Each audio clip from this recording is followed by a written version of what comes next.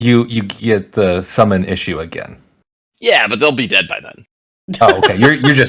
You're burning them right away. My roachlings actually survived in the game with Kang. Like I like corpsers. I think they're a little bit overcosted, and I kind of feel like roachling infestation should be in any phase. Yeah, I could see that. Because then you could drop them the turn you bring the roaches. Yeah, you'd do them during corpses on. assault. You'd assault, you'd put them in, and then you'd move, and then yeah. Which Yeah, is, you'd be or able it to could just burrow be ambush assault. them That's in. really what you want. Like the problem is you can't burrow ambush them, and roaches just really want to be far enough forward to be a mute shield. Yeah, which is So, why I like burrow ambushing them in and then dropping the babies, yeah. jumping back in the worm, and then You're just gonna I go get remember- cigarettes? and then well, I gotta go get Run the cigarettes milk. and milk and then never come back because then the vials and regular roaches play the game, and then eventually the roachlings will die, or it'll be late enough that the corpsers will have a better place to come back on where they'll actually want to charge and get into melee. Yeah, I've run into issues where like I really want to be dropping roachlings on one because I don't have the biomass availability later. Yeah, I can see that. But that's because I'm playing fucking Hydralisks and I want precision 1 for those minimum Hydralisks need precision 1. They really like it. Yeah, and Kerrigan does not function without the spawning pool. Yeah, she does need it. I mean, she functions. Using her swarm on her is fine. Just for the precision 1 is still fine. It's much worse, but like yeah, that's what I did in my game against Mass, and it was fine. You can swarm her, I guess, for the precision 1. It's better with precision 2. Oh yeah. I mean, I do think that was an error in my list. Her swarm card making her be on creep, which is not that common for me, I think is the kicker. Fair enough. Yeah, I like my queens, so I didn't have any problem with creep. Yeah, I mean, I just use her as a roamer, so she was not particularly close to the rest of my army most of the game. Yeah. I ran her straight up the middle and charged Mass with her. Yeah, thanks. Hey, diddle. Well, I mean, if you can get her within 12 of Jimmy, you're printing money. Yeah, I didn't do that though. I mean, eventually he moved Jimmy up, but I was just having her punch Marauders. I don't know if you saw that game yet. I tried to kill her. Like, if that pistol hit her and got through, that she would have been dead. I'm like, all right, that frees up that. Well, she survived on like 1 or 2 left in the game you and I played at Adepticon. Yeah, she's kind of a little bitch, and then I just hit her behind a wall. I was like, fuck it, you're not getting points for this. Yeah, I saved tough for it. Oh, so. Thank you. Appreciate it. Yeah, I mean, I didn't want her to die, so I figured between tough and queen, she probably wasn't going to die. No, and that queen was, once the queen got into the middle and had enough targets, she's kind of fine, and you engage with her, and it's like, oh, can we not? Yep. Yeah, I need to get the Evo chamber in more lists. With I played that 4 Goliath list today, and the Goliath with the Precision 1 upgrade on its machine gun and its autocannon and its underbelly cannon was actually legit. Yeah, I mean, here's my feeling on that list, which I did say, is it's good. I don't particularly find it interesting. No, there's a lot of tech that's not available to it compared to the Terran Bio list, and I really felt that tech missing in my game against Reese today, where I was just like, yeah, I would normally have these tools. I'd have Jimmy Ray, I'd have Raiders. I've had a lot more movement shenanigans to get into places and threat project, and also posture for positioning.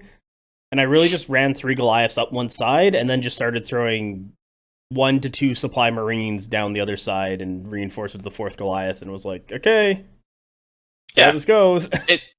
They're hard to move off objectives. You have you tough them when they're shot, you heal them when you can. Yeah, yep. And their numbers are good. Like, they do solid damage. They're relatively hard to kill. They keep their supply until dead. So they're hard to mitigate, but you don't have action advantage. There's just a fair amount of things missing. But your range is also weirdly gutted for how their different shots work. Like, Autocannon, Yep. 12s on 4s, but you can go 18 for 5s. So it's not the greatest. Underbelly for 8. Yeah, but the precision one helps. It does. You're right. What am I saying? Yep. Hell, the Haywire Like, missiles it's are good. actually kind of good though, just because of 3+ on 3 shots. And if you are targeting armored, you can just blow up like a stalker or a queen if you Yeah. get all the hits into a surge. Yep, and both of those things, like, so the thing I came around to on Haywires is neither Zerg nor Protoss are excited to have Haywires shoot them because the armored things don't have good evade. I mean, I guess roaches do, but like roaches want to be tying up your Goliath, and they can't do it because the Haywires will just fucking kill them, even through it, right? Like, and Hammers are cool. Well, Well, it sort of still depends, saving on the 'cause if 3 you- up every once in a while if you're drilling mass level surges where it's like 1. yeah, I was gonna say it depends on if you get 1 or 2 surge. If you only get the 1 surge, you probably only kill 1. Yeah, 3 up's pretty Yeah. good. But And you might they get aren't none. doing that much to the Goliath, and the Goliath can still God, shoot no. the other guns at other targets. Yeah, they aren't doing much of anything. Goliath did get caught into melee, and I shot out of melee at a stalker, and it's a 6-up save on the evade, but it's still like, okay, that thing's on in melee, but because I am now, my opponent's still getting evade. I'm just like, oh, please stop. I need Yeah, you but to- the stalker only gets a 6-up, so like, and you still dump your other shots into the thing that's engaging you to clear yourself off. I don't know. I like it because of that. I do wish scatter missiles had like anti-evade 2 on them or something, because I feel like that would actually make sense for them. They just hit on 5s. It's so bad. Yeah, I mean it's 2 hits though. Haywires are also 2 hits, so It's 2 hits for 30 points though. Yeah. Oh, and Also, Haywires, Haywires if you are get the 2 40. hits through, that's 6 damage compared to the Sky Missile's 2 hits, what's 2. right. The thing about the Haywires is that they are 6 damage into heavy targets. So Yes. that is a big deal.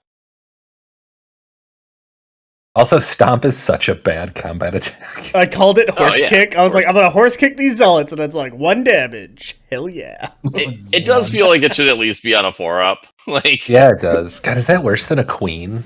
The Marauder's doing more It is, heavy yeah. lifting than the Goliath's horse kick. So it gets 4 on a 5-up. The queen gets 3 on a 4-up. yeah, so it's 1 1/3 instead of 1 1/2. That's brutal. Yeah. Welcome to Terran. Wow. You can have Will Smith punching the Goliath while in the parachute. To be fair, But we should though, probably like, start recording because We we're already like are 20 minutes recording. into I just- battle. Oh, are we? Yeah. You didn't do an Oh. opening. Well, no, We never because you did an guys kept intro. talking, and I was like, Okay. We'll do the open. That way we know what we're doing. oh, okay, because we had to Yeah. talk about the heck was it the absent father for the corpsers. Yeah. Oh yeah. Because I do like the Roach, the Corpser build, the Absent Father build is what I'm calling it. Where you, I'm sticking to it now. So you burrow ambush your Corpsers in, and then you put a Nidus Worm close enough to them that they can Right. leave on it on turn 2. So you bring them in, and then you make. And then you summon on 2, and then just walk off the board, and then you don't have to activate your Roachlings right away. So, and then you can just like bring in your other Roaches. It also activation count is just really important on 2 a lot of the time in this game. So that generates multiple activations on turn 2 for you. Because you're getting another one because something left through the worm, and you're getting another one because you summoned a unit that is now acting independently. I have a quick question So, about removing from Roachlings table. fight better than a Goliath. Yeah. Stop, please. The Goliath, the donkey that is the Goliath is just getting kicked. The donkey. When you so Reese did this a bunch, I didn't know the answer, and this is kind of what I went with straight off the bat, off the top of my head, because I was like, this is how it feels to play, and I'm pretty sure I've done this before. It's been a while. When you remove a model back into reserves, you immediately gain that supply back, able to use to redeploy, correct? Yes, because it's not Yeah. currently on the table. Okay, cool. I just wanted to Yep. double check that because I was like, I don't remember, and I don't want to bother looking through the rules. Yeah, so the rule is the supply cap is only supply on the board. Okay. But you do have to have it available. So Artanis is a special case where if you are maxed on your supply, you cannot summon Artanis even through his ability that returns a guy. So he has to be your second to last deployment, basically.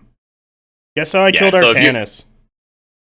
You shot him in the face with guns. Okay, Apex, how did I kill Artanis? I'm gonna assume you shot him in the face with guns. I bayonet stabbed him to death. Technically, it was better. strike. I got 4, he was at 2 health left. I was like, well, I got 4 attacks. So it's like, all right, 3 hits, and he like failed 2 of them. I'm like, he's dead. Yeah, I mean, He's dead. Someone gun butted him to death. I mean, to be fair, stim packed punches and stabs are still a decent number of actual hits. Yeah, you're probably getting like Like, 5 off of like a full unit, like the 9 block or whatever. Yeah, well, you get 5 off the small unit. Yeah. Yeah. 6 Marines is 2 hits, and then 3 stims, 3 precision. I thought about doing stimming. I didn't. That's why bayonet's bad, by the way. It's like the extra hits don't scale very well. No, it's also really expensive. All right. Anyway.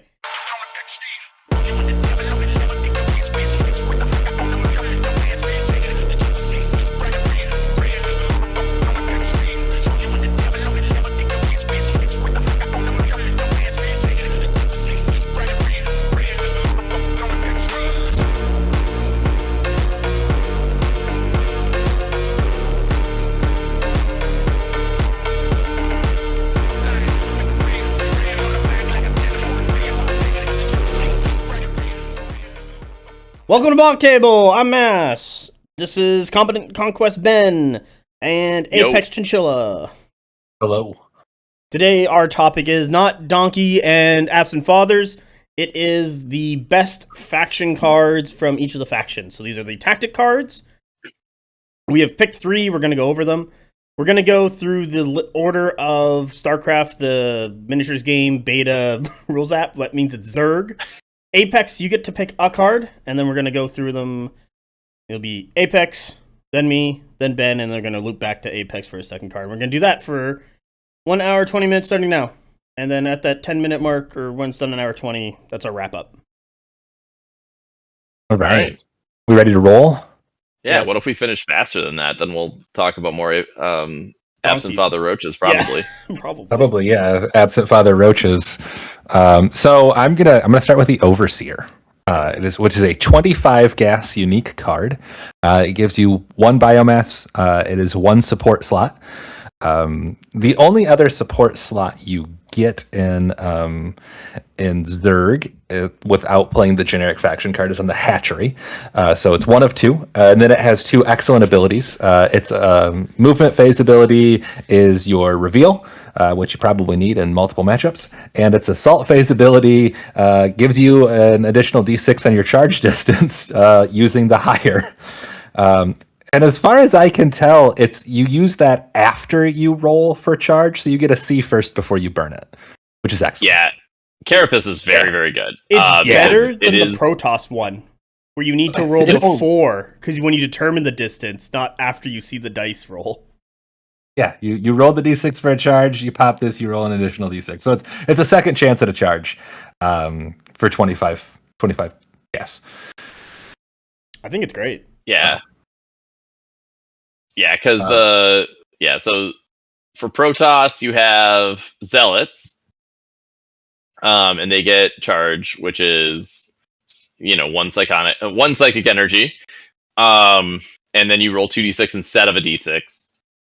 And I think Zerglings work the same way. Yes, Zerglings have metabolic boost, and that's the same thing. You determine the charge distance, you pay a biomass, and then you roll 2d6 instead of 1d6. And you can stack this. You can do this one as well. It is a reaction.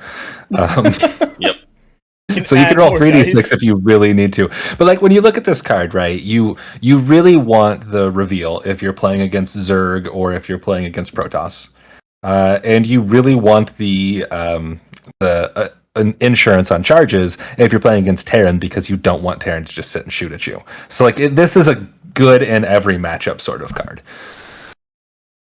And a lot of times if you're playing single queen, unless you're doing burrow strats, this gets your support slot, you're done, you're good to go for a very reasonably priced 25 gas.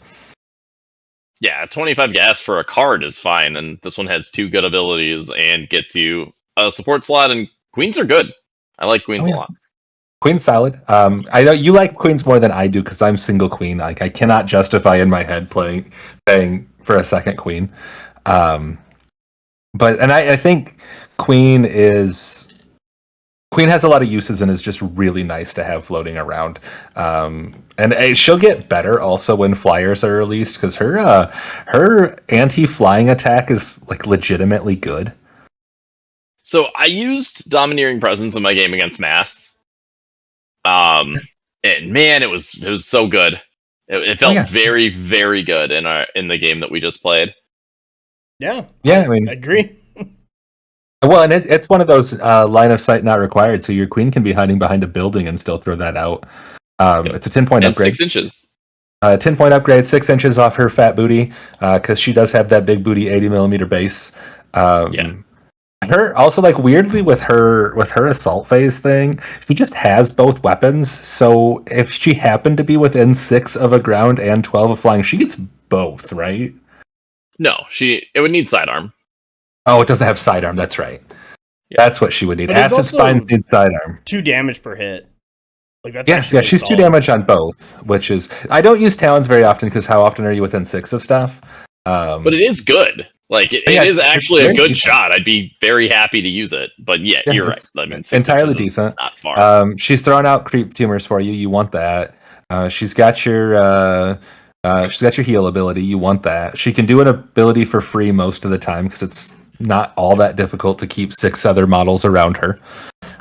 For Psionic Link, she's got your cleanse. So the only thing with the queen is the 9 HP goes away real fast against any sort of dedicated anti-armor. Have found that out. Oh yeah, and her evade leaves something to be desired, in that it doesn't exist. She has no evade. She doesn't pull up arm save. Like she'll save something for you. Yeah, but she's also a big target. Sad when I rolled a bunch of 4s. Yeah, I try. Yeah, no, she's got that big booty with the 80mm base. That's what we're calling it. You can put a light in there. You definitely can. Are you picking her up right now? He's picking her up. Yes. You could definitely put a light in her, and she does have some of the transparent in there. That's a better hobbying than me, but I'm pretty sure you could. Oh, do you need to drill this? You could probably drill out what appears to be like the ovipositor end. That's what we're going to call it, and just slide an LED in there if you wanted to. That's what we're going to call it? Yeah, sure, buddy. Oh, I don't know what else to call it. I think it's an ovipositor. Are we gonna call up Steve and be like, "Can you show us where the part of the ant is?" He's an ant. Should I just send a picture of it to Steve? Be like, Steve, does this count as an ovipositor? He'd be so irritated with me. Oh, do it anyway. Please do it. Let us know if he replies. Oh my god. Yeah, no, Queen's solid. The Overseer. It's a good card to get her. Yeah, I agree with everything you say. And Assault Phase, you get a D6 after you determine after you roll. It also, like, if you're like, oh no, it's a 5, I might not get it, and you roll and you get it, you're like, you still have that card to spend on other things. What's nice? It saves resources if you do well. If the RNG is in your favor, what's a nice bonus? Okay, my card? Your card. Yeah, let's do Terran. Okay, so in Terran, hold on, I gotta relook at this because it's like, okay, I'm doing that card, I'm doing that. Pick Orbital Command. No. Everybody will just turn off the podcast immediately. Yeah, it's not Orbital Command, it's not Supply Depot. Do I start with the obvious best one and then we go from there, or do I do my secret hidden I feel like you just start with the obvious one, right? Like, it's we Academy. all know... It's Academy. Yeah, Academy's insane. Yeah. You're not really there for the 2 support slots because, like, Terran Armed Forces, I believe, gives you support 1. Rainer's Raiders gives you support 1. So you kind of get your support through that baseline from one medic. You do like support slot for the second medic, but also just straight up, once per round, when a friendly support unit activates a special ability that costs CP, reduce that CP cost by 1 to a minimum of 0. Do not exhaust this card. So Academy is basically a 2 CP card for anything support related. The medic is a fantastic unit. We know the big one on the medic is the flare that requires 2 CP. And then also, if you really want to, you can have both your medics, if they're beside a target or at separate targets, one can heal, the other one can heal based off the one card. Like, it gives you a lot of card advantage with your tactics card as you on your board. That's the big one. Yeah, I mean, a 2 CP card, CP is so important, right? Like, especially for Terran. Yeah, Academy would be good in Protoss, and it would be good in Zerg. It really feels like fundamental to Terran. well, especially with what the medic's doing. Like, I feel like the medic support is a much better support focus unit compared to the Zerg's Queen or the Protoss Sentry. Like, there's a lot. You're getting something out of it on every phase, I find, with the medic. And so all his abilities, or all of their abilities or her abilities, cost a CP or more. And that card really guarantees a lot of work from either one unit of medics or 2 units of medics in different spots. What's great. So does the value of Academy decrease as more mechanical units are released? I think it then gets into your 2-list pair. I could easily see Terran running a bio list, what we already see a lot of, and then we see a Terran mechanical list.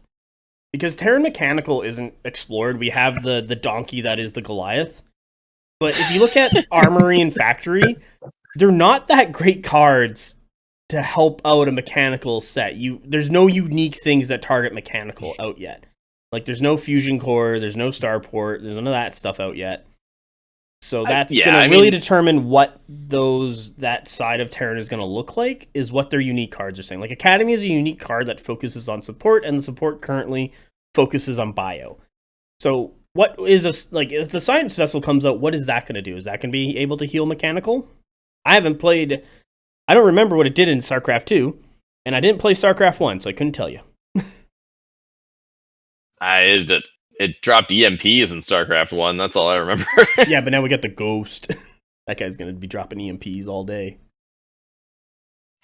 Yeah. So, yeah, I mean, I think it is possible that Academy gets, like, isn't just in every list forever. But I do think it's pretty invaluable with medics. Certainly right now, as the game stands, it's an incredible card.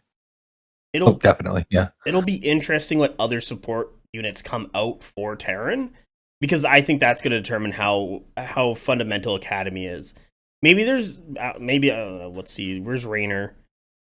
Near Goliath, don't look at you. So Raynor, what are your tags? He's got biological, grounding, unique. So if there's a hero that came out and was support, and they had a bunch of abilities, then Academy's great. Because it's like... I don't do... Oh yeah, they do, because Kerrigan has Psionic, and so does Artanis, right? Yeah, they both have Psionic. The medic has support in their slot. So it's the support slot, right? Mm-hmm. Not a tag. So the hero wouldn't be a support. Yeah, he'd be a hero. Yeah, he'd be a hero. So that wouldn't work. No, but you might, I don't know, maybe they'll do something weird and throw it in there anyway. Who knows? Maybe. I mean, the one that would come out soonest that would seem like it's a possibility would be the Raven? Minx. For heroes that would double as support for Terran. I mean, for Zerg, it's definitely Zagara who's coming out next, but I mean, that's the only one that's not a fighter in the Abathur. Yeah, well, I'm talking about like what's already on the roadmap, right? Yeah, is the potential wave 5 is Firebats and Minsk, and he's not really a direct fighter. Well, then it gets into the, what is it, when the psionic stuff comes out after the siege tank, so Nova and the Raven, what's the Raven going to be under? Is that core? True. Is that elite? Is that support? Because the Raven, especially in like when I played in StarCraft 2 years ago, it was kind of a support piece. It revealed hidden. It did the point defense drone. It dropped the gun turret thing, and it just kind of flew around, and I did one more thing that I can't even remember, but like you get the idea. It was more supporting the army, and you made a couple Ravens. Like I know there was games where people spammed Ravens and then just dropped a ton of turrets all over the place. It was like, what is happening? But it was just. So I'm going to interrupt for a second. Steve did reply to me, sending a picture of the Queen, and he replied with a picture of some sort of bug that I do not know, and said, "Yes, it would match some types," and it is a picture of a bug with an ovipositor labeled. That looks relatively similar. Do You want to send that picture over and I'll superimpose it on the It's in screen? Zerg discussion. You can see it. Yeah. Oh boy. The other thing I like about Academy that it does seem like it should just always be used for support, but only the first action needs to be used for support. So as long as you spend 1 CP a turn on any support ability, it's doing its job. Yeah. Well, I mean, like Because the other CP could can be spend- anything, because it's Yeah. just a card. Yeah, you could Like, spend I- 1 CP to trigger the heal and then stim pack, right? Like these Yeah, are you can doable use things. it to stim pack and heal. You'd have to stim pack second though. Yeah, you'd have to stim pack, like, yeah. You'd have to heal, and then, like, you could use it to do the next stim pack. But yeah, it wouldn't be the same one, because the order of operations would matter. Bedmass, the entire Terran is the Bedmass faction. It's true though. Interesting. Yeah. Anyway, I wasn't playing Academy for a little bit because I didn't realize its value. Ben was like, throw an Academy in there. Started playing with Academy, started realizing that you can just flare off Academy, double heal, double reduce damage. The medics very upgrades are flexible, pretty yeah. solid. Like it was kind of like, oh, you just take this every time. If you're running, Yeah, I think all 3 factions would take it every time if they could. Like, I can't imagine a list where I wouldn't, in all 3 Oh, yeah. factions, take Academy. I even have it in my, like, 4 Goliath list, because there's still medics, and it's still gonna be good. wait a minute, I played your 4 Goliath. You didn't have an Academy in there. I thought I did. No, you had a tech lab. Oh. Yeah, because I think Sounds- you needed more elite slots in a core or something. I don't know, but anyway. Oh, yeah, I probably needed the slots. I also makes sense. it's a tech lab's a 2 CPR, so you can use it for flare. Anyway, yeah, that's my pick. The obvious choice, Academy. Would Ben is saying this is probably the best card. I think it's easy top 3. So easy because you'd be. Yeah, I mean, yeah, because you take it in like every faction. I mean, Yeah. I don't know that Terran would take Overseer that No, much because you have other options for the reveal and you don't really want to charge. Protoss absolutely would, but Yeah, to be fair though, the Protoss equivalent Observer is fairly good. It gives a support. Observer's still fine. Yeah, it gives a support slot, which actually is bad. Probably the biggest problem with Observer is that Protoss doesn't need more support slots. It's pretty easy for us to get 2 or 3, and you just don't need that many sentries.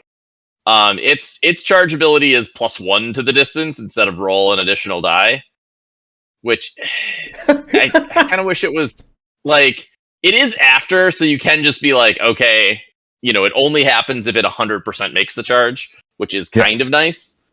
You never spend it unless you're going to succeed because of it, but it is a little bit in a weird spot for me.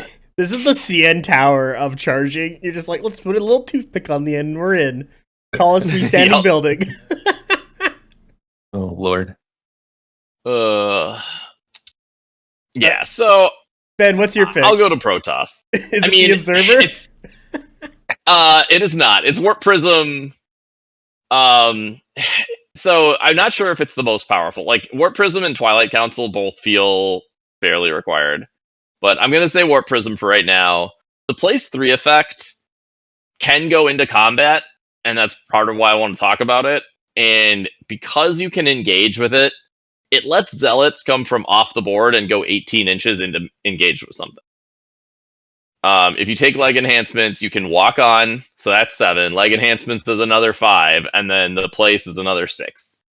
So you can go 18 inches, well, plus the 1, I guess. So an enemy that is within 19 inches of your table edge, you can engage. No rolling. You're good. No rolling. This is the obligatory pointing out that the table is a weird size. So that is more than half the table. It is more than half the table. Yeah, the table is 36. Well, depending on deployment zones, right? Well, yeah, there are some weird deployment zones, but typically this is going to be more than half the table. Yep. And also just you can jump out of combat with that same place. Even just using it normally, not for just that specific trick that will happen, but you can just use it whenever. It's just very valuable. You can use it to jump over walls to get into zones where people have blocked you off. You can move like the 1 inch in front of them, and then because people bubble you out of zones and then just place, because you can place engage right behind that frontline unit. So if there isn't another unit like right behind it to block you, a lot of the time you can just jump over them to get into zones. You can jump onto high ground without an access point. Yep, jump onto high ground without an access point. Into combat's up there if something happens to be up there.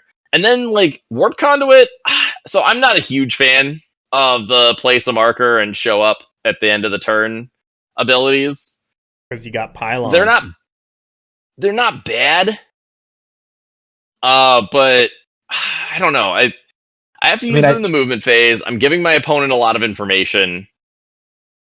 And I don't really like things that rely on my opponents to make mistakes. And I feel like when those faction indicator abilities like Dropship are used, there's counterplay, which is good. Like, the game should absolutely have it, but it kind of comes at a cost that I'm not sure I usually want to spend the card for it. There are absolutely times it's worth it, so having it in your card pool is also really beneficial. But I think you're bringing Warp Prism.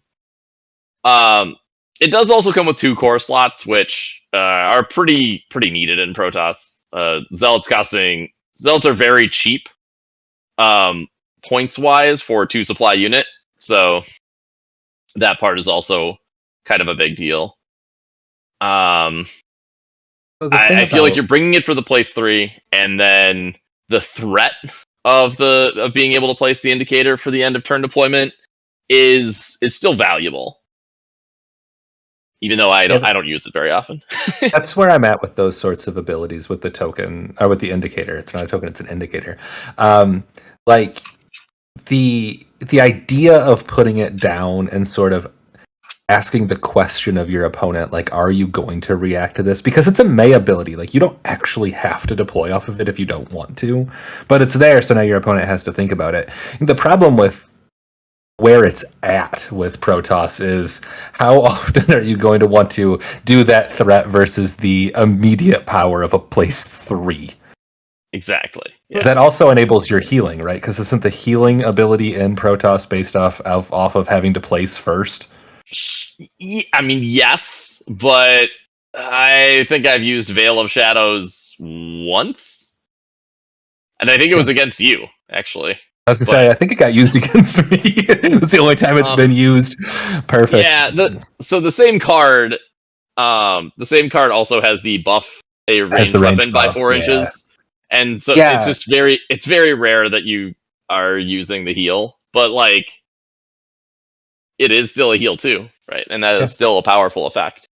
It's kind of a Protoss thing. Like, you've got a really powerful effect you want to use the card for, and then it's got an ability you'd actually like to use a little bit more, but you're like, I need the range buff, or I really need the place effect. Yeah. I think that describes the faction pretty well. Probably why Power Field is terrible. Like, also, I want to mention something about the Warp Conduit on the Warp Prism.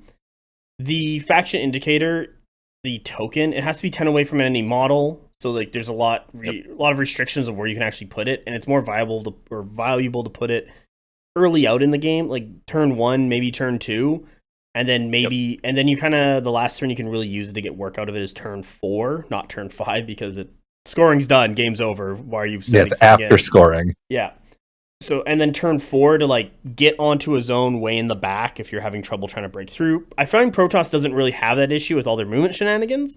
On top of that, yeah, Adepts have no issue getting to that back line, and I think that's part of the reason. Like, it is weaker in Protoss than it is in, say, Terran. Yeah, because Terran, you got the come out from the table edge with proxy barracks, and then you got the dropship, and that's kind of your deploy differently than from the board edge move stuff, like tech. Raiders, but yeah. Yeah, Raiders, and when you drop in Raiders, you want them to do work immediately.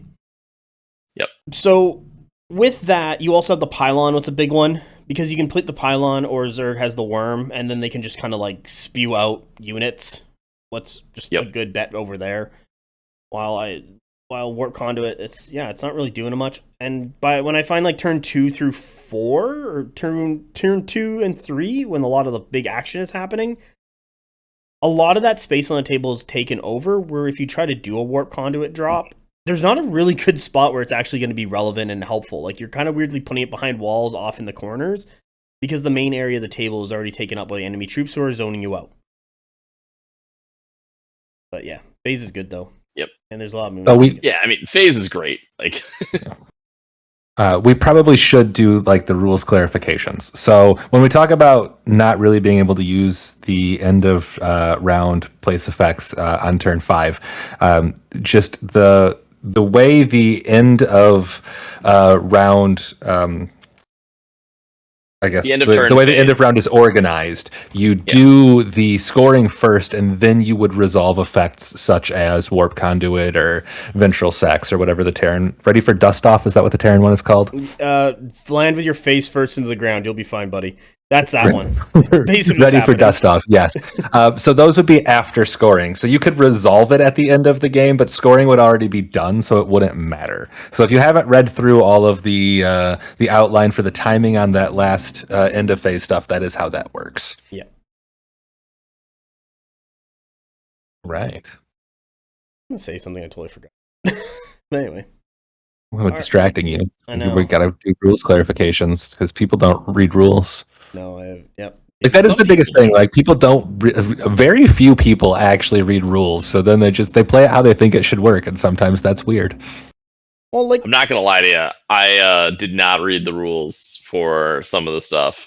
Definitely before the first couple of games. Yeah, I mean, like, and some of it's like, this is how it makes sense, and you go back and look at it like, oh, that is not how that works. Okay.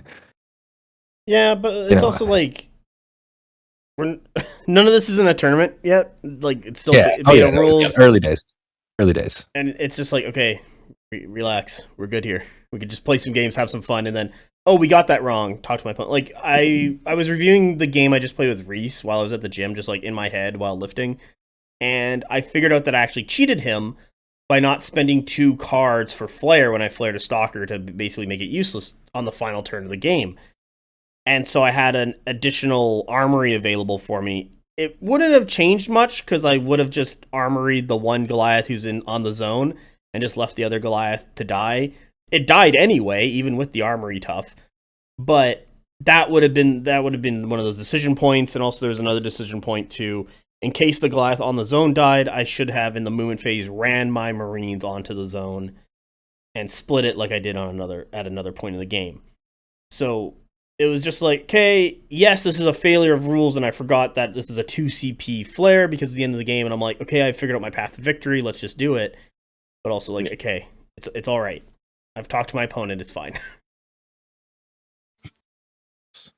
Yeah, I mean, yeah, it's always good to like fix rules mistakes. We always want to learn from them, and we don't want to make them in a competitive setting. But also, TTS. I know in our game, there was a comment that I didn't move the creep token, and I just like walked a queen on top of it. Which actually, that one I did notice at the time and think about it, and I was just like, nowhere that I'm moving this creep token is it going to change anything because of the displacement rule, and it's already under a queen, and TTS is annoying. So I just moved on with my life. Yeah, I wouldn't have cared. You've been like, oh, this has to be. I'm like, yeah, whatever. Well, I mean, I caught it like later on in that turn, but I was just like, I don't care. So it is interesting with the displacement on the creep tokens that you set it in base to base, but you set it in base to base wherever you want. Yep. On the so like you can actually like, and especially once bigger bases start coming out, if Ravagers have super long range, you could probably use it to push creep forward quite a bit. Yeah, well, Queen by herself can push quite a bit with just that. Yeah. So, because I mean, like you said, she's an 80mm base. You can barely overhang the, I believe, 25mm creep token, and then flip it over to the other side. Yeah, and get a few inches out of it. Like, I think a Ravager is going to be on either a 120 or a 150. So huge model. Yeah. Well, I mean, like the siege tank is 150, right? They pretty much confirmed that. So Yep. Ravager is not going to be much smaller, and I imagine that the immortal that's coming out for Protoss will also be large. Yeah, I I believe assume they're it's going to be large large. single models. I'm unfamiliar with what it is. So It's like a four-legged cannon walking It's robot. like a dreadnought, basically. is it Yeah, like a it's kind of like a dragoon? dreadnought. It's like a dragoon and a dreadnought had a baby, and Okay. doesn't like high damage or loves high damage shots because it just reduces the damage to like 1, but hates a lot of low damage shots. Okay. And I assume we're going to get like one model per unit for all three of these. Potentially, Yeah. I feel like you could potentially say the immortal is like a 1 or 2 man unit like the stalker. It's about the same size. Wow, look at the guns on that beauty. Okay. All right. So yeah, it's a funky dragoon, I guess. All right. There we go. Yeah, I mean, you could definitely put that thing on like a 100 or a 120, and it'd look awesome. Yeah. I'm Okay. interested to see how big it gets. I'm gonna guess 120, but I could see 150. Right. Hey, All right, so back to Zerg. What's your next pick? So I'm going to go with the Overlord. I'm a huge fan of Overlord Overseer combo. So the Overlord is 45 gas, but it has a hero slot, an elite slot, and a core slot, which is pretty efficient. It's the only hero slot outside of Kerrigan's faction card currently as well. So if you want to play a hero and don't want to play Kerrigan, that's what you're going to use to do so. And Kerrigan is good without the rest of her stuff, although I don't know why you necessarily want to do that unless you're really trying to lean into the burrow strats. But the Overlord also has interesting abilities. It's got Ventral Sacs, which is the Zerg version of the put the faction indicator. We've already talked about that one. It's not super relevant with Zerg because you should be taking a lot of burrow ambush, and burrow ambush is very good, even if you're not ever really using it for the full 18, although sometimes you might. But it's one of those things you can throw it down. But more interesting to me on that one is it has an excrete creep ability, so you can put a creep token down. But its excrete creep token is assault phase, so you can put something on creep that was not on creep at the end of movement. It's like surprise on creep. Now I get my creep bonuses. Basic creep token I do like that. Within 6, line size not required either a friendly entry edge or an existing creep. Yeah. Damn. Okay. So And that is during part of the assault. reason So why Ben likes double queen, because queen spawn creep tuner is any phase. is any phase. Yep. So, and I think that people overlook that and think it's movement phase, but you can definitely use it in the assault phase.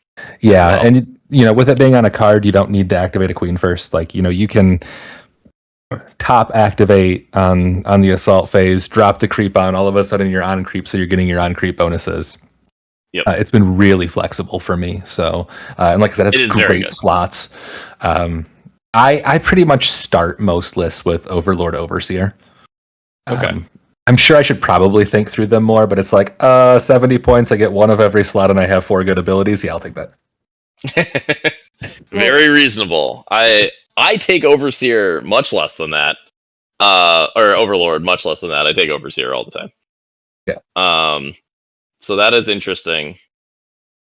I like the shenanigans of the assault phase, but also the hero slot, like if you do want to play Kerrigan or another hero in, let's say, Zerg Swarm, you can do that.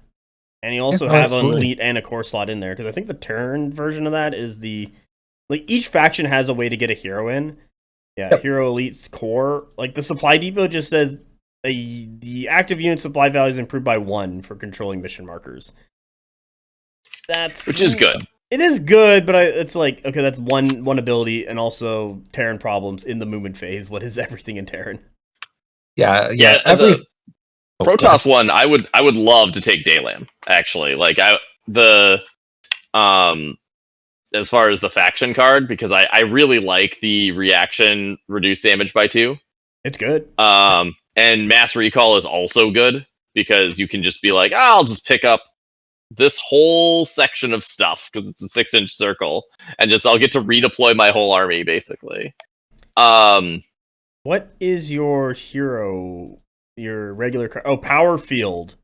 Yeah, so its only ability is dodge too, and that is the reason why you don't see very many Protoss playing Daylam. And that will go back to Zerg now. I'll leave it at that, and we can talk about it more later. Yeah. Well, and I do think that being able to double up on hero slots, like Kerrigan's Swarm is a good faction card on its own, and Overlord is a good enough card. Like, you can play double hero. Heroes are not locked to their faction card. They're just we'll unique. see. So far, like Kerrigan is not, Jimmy is not. So far, nothing is locked to its faction card, which is really interesting. And depending on what some of these other heroes they have on the release schedule do, there's a definite chance that you'd consider taking 2 of them. So that could be a very valuable slot, and I find the extra elite slot to be pretty valuable. If you're playing like single max Hydras, Kerrigan Swarm plus an Overlord is 2 elite slots, so then you wouldn't have to take a Hydralisk unless you wanted more elites. You probably do. You probably want Kerrigan Swarm, but you can kind of make it work where you're not having to take multiple Hydralisk dens. Which isn't a terrible thing to have going on. Oh yeah, no, I like that a lot.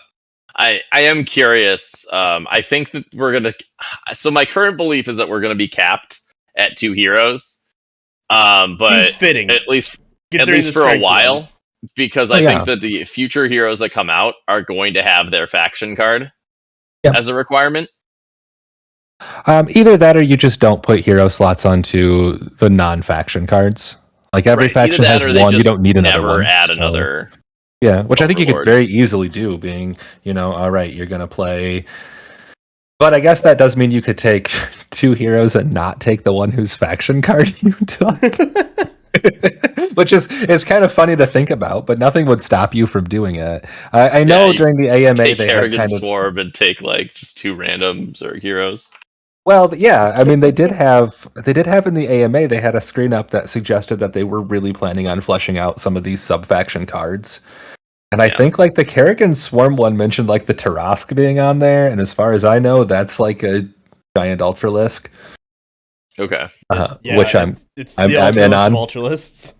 I'm in on that. Like I don't care. Give me that. It's going to be on like 180 millimeter bases, and it's going to be fucking massive.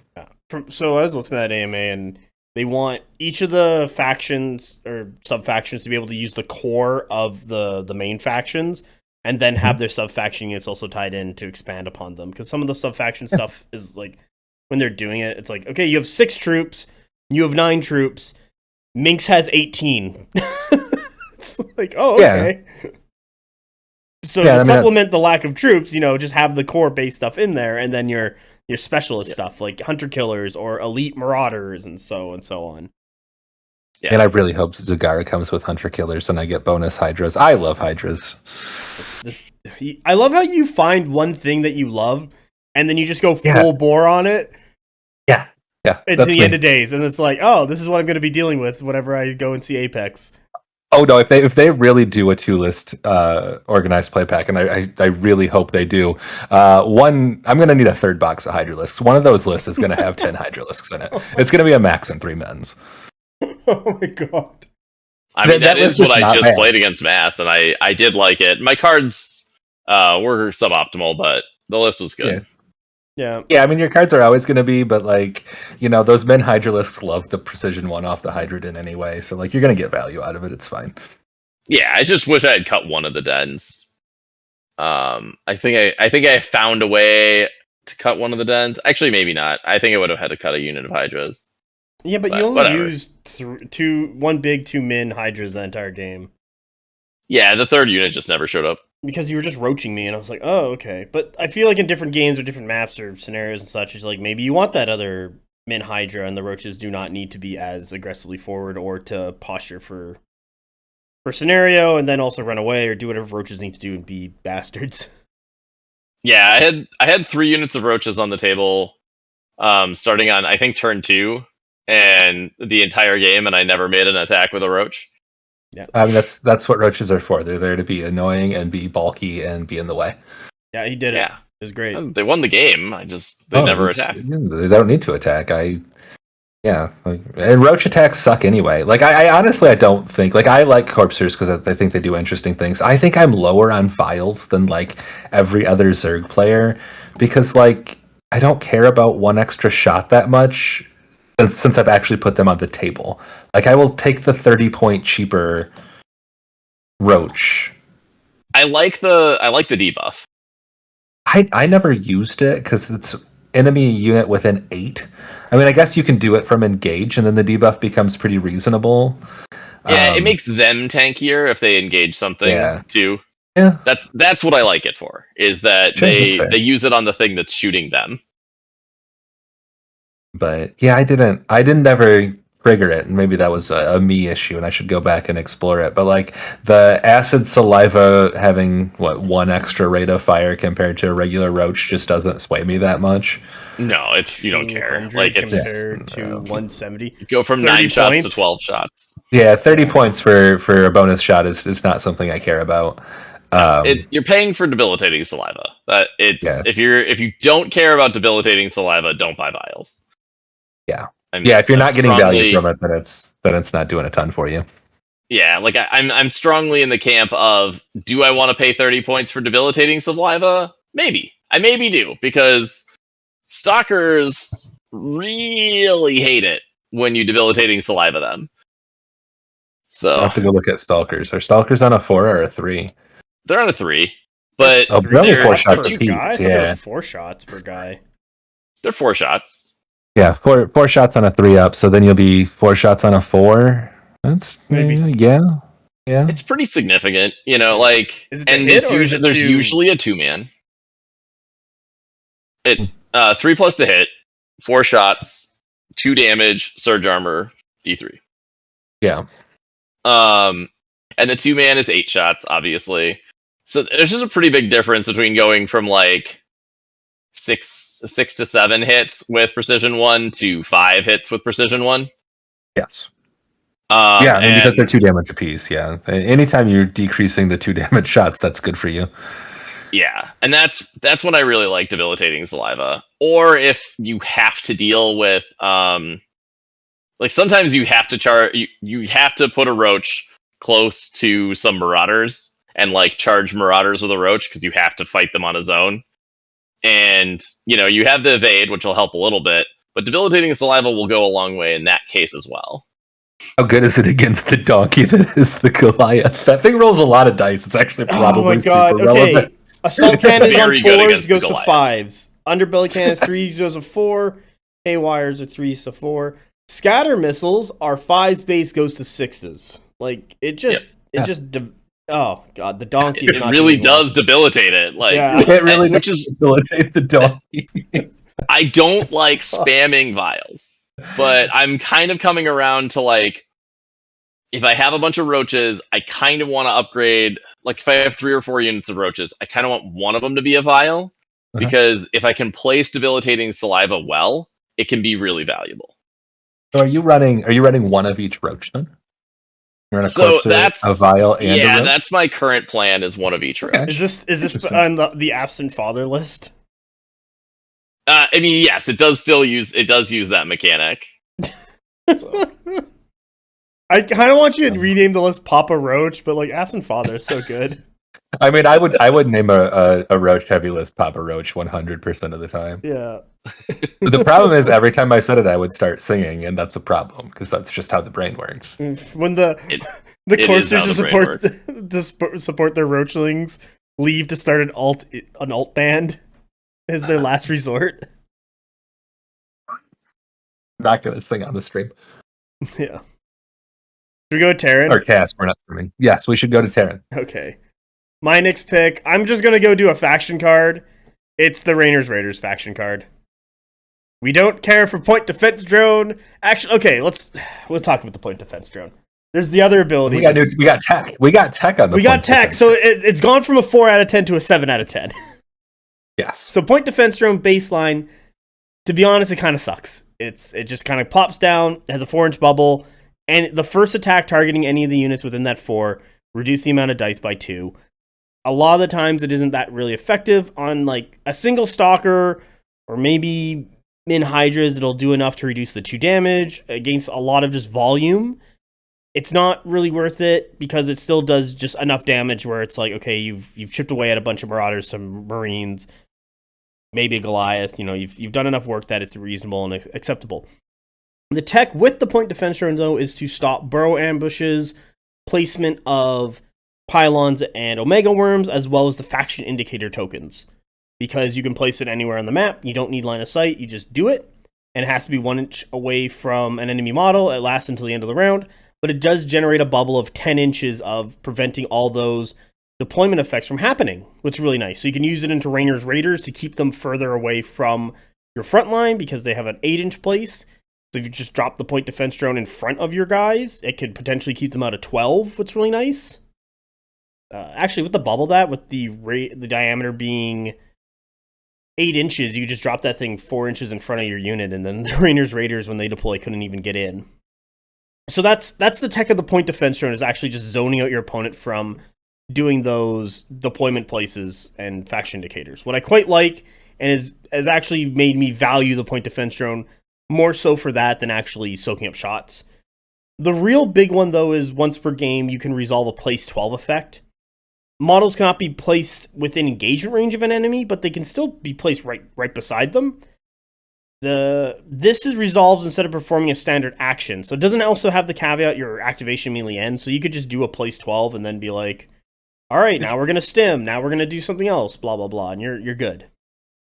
And it's great for pulling things out of engagement, relocating stuff to get onto other zones and potentially hit stuff from different angles. I find it really good turns 3 and beyond. I feel like holding this for like turn 3 or 4 is kind of the key for ready for pickup.